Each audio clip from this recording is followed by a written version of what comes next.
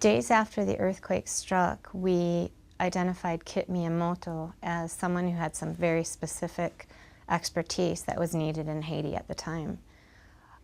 It was very clear that with the devastation that Haiti had experienced, that there was a strong need for someone with very specific seismic structural engineering experience. And so, due to our ongoing relationship with Kit, we determined that he would be the right person, and he got on a plane and landed in Haiti about a week after the earthquake struck.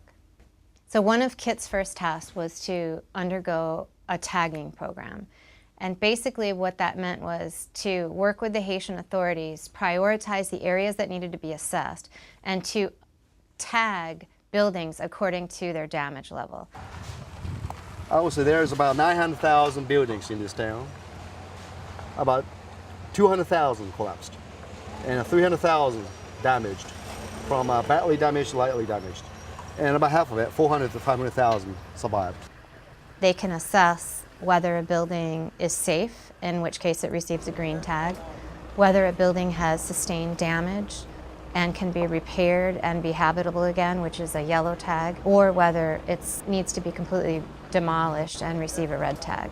So we've been asked to work with the UN and the World Bank, and also the government of Haiti, to coordinate this effort, to bring in the so-called damage assessment of this. First batch is 100,000 structures in this town. This is actually a pretty good system, man.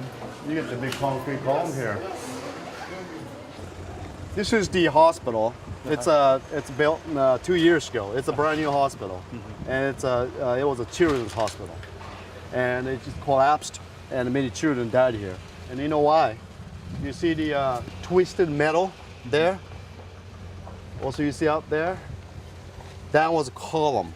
Column actually supports the building above, but here used to be there some open space because there's parking.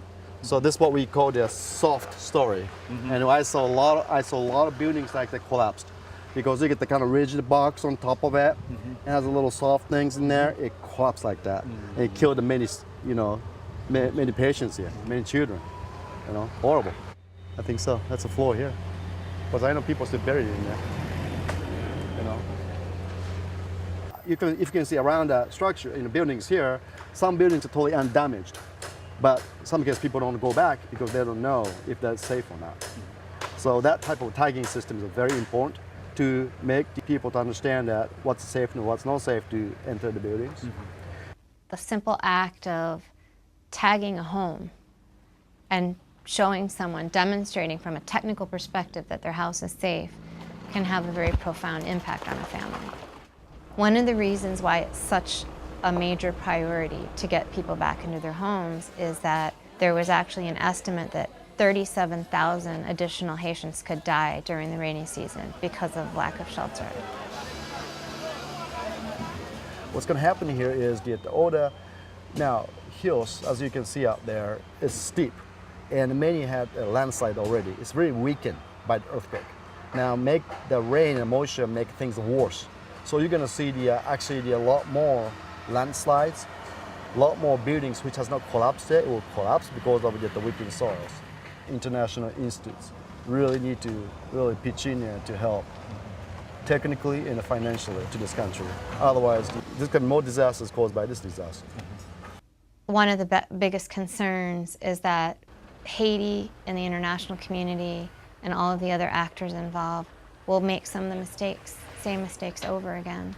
And with subsequent disasters, we will continue to see major loss of life and property.